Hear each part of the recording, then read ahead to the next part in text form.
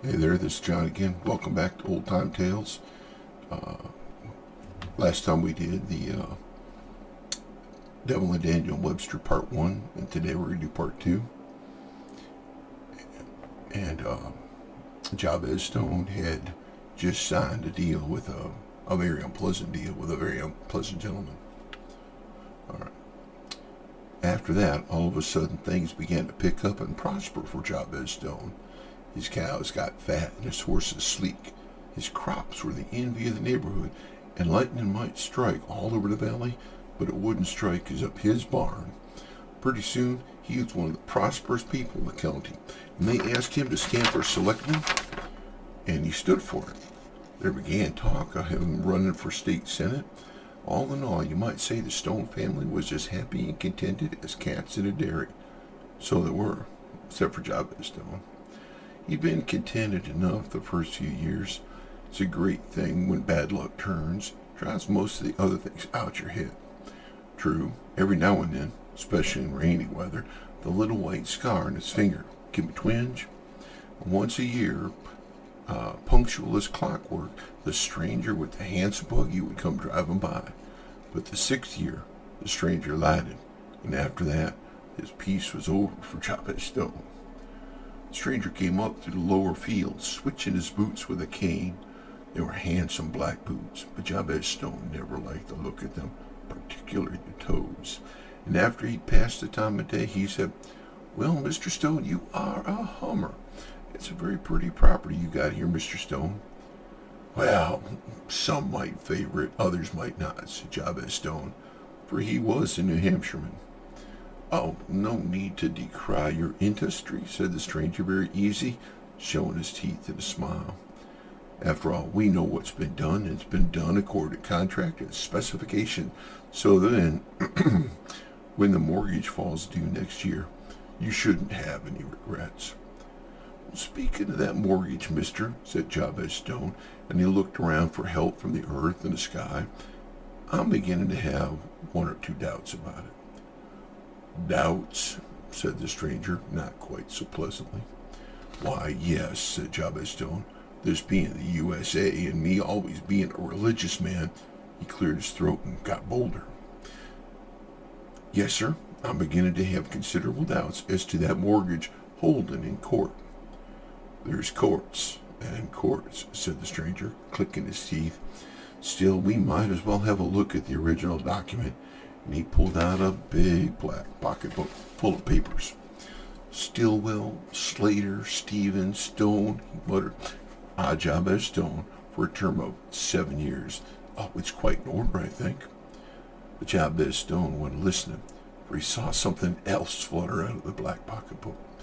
It was something that looked like a moth, but it wasn't a moth.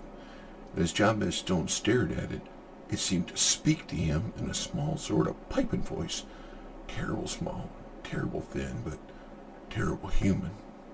"Neighbor Stone," it squeaked. "Neighbor Stone, help me, for God's sake, help me."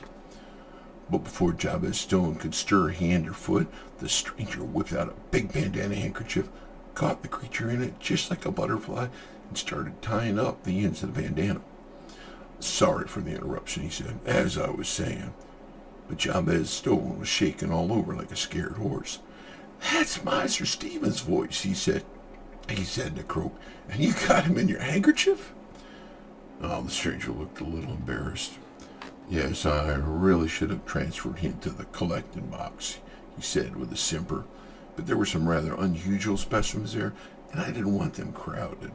Well, these little contretemps will occur." "I don't know what you mean by contretemps," said Jeb Stone, "but that was Miser Stephen's voice. And he ain't dead. You can't tell me he is. He was just as spry and mean as a woodchuck Tuesday." "In the midst of life," said the stranger, kinda pious. "Listen." Then a bell began to toll in the valley, and Jabez Stone listened, with the sweat running down his face, for he knew it was told from Miser Stevens that he was dead. "These long-standing accounts," the stranger said with a sigh, "one really hates to close them, but business is business." He still had the bandana in his hand, and Jabez Stone felt sick as he saw the cloth struggle and flutter. "Are they all as small as that?" he asked hoarsely. "Small," said the stranger. "Oh, I see what you mean. Why, they vary." He measured Jabez Stone with his eyes, and his teeth showed. "Don't worry, Mr. Stone," he said. "You'll go with a very good grade. I wouldn't trust you outside the collecting box. Now, a man like Daniel Webster, of course, well, we'd have to build a special box for him. And even at that, I imagine the wing spread would astonish you. He'd certainly be a prize. I wish we could see our way clear to him. But in your case, as I was saying, put the handkerchief away, said Jabez Stone, and he began to beg and to pray, but the best he could get at the end was a 3-year extension with conditions. But till you make a bargain like that, you got no idea how fast 4 years can run. By the last month of those years, Jabez Stone was known all over the state, and there was talk of him running for governor, and it's all dust and ashes in his mouth. For every day, when he gets up, he thinks, there's one more night gone. And every night when he lies down, he thinks of the black pocketbook and the soul of Miser Stevens, and it makes him sick at heart, till, finally, he can't bear it any longer, and in the last days of the last year, he hitches his horse and drives off to seek Daniel Webster. For Daniel was born in New Hampshire, only a few miles from Cross Corners, and it's well known that he has a particular soft spot for old neighbors. And that's the end of part 2 of our story by Mr. Benét, and we'll see what happens in part 3.